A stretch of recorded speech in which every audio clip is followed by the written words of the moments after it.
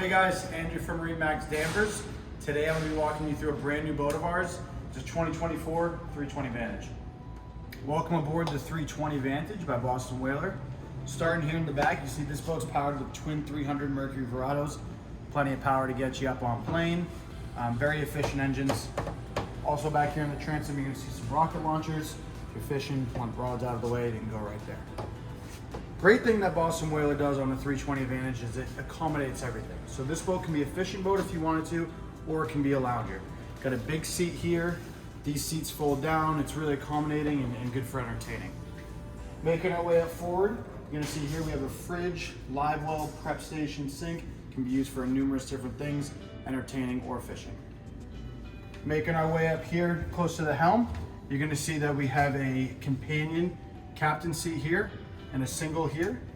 This boat does have twin Simrad screens and it does have the joystick feature.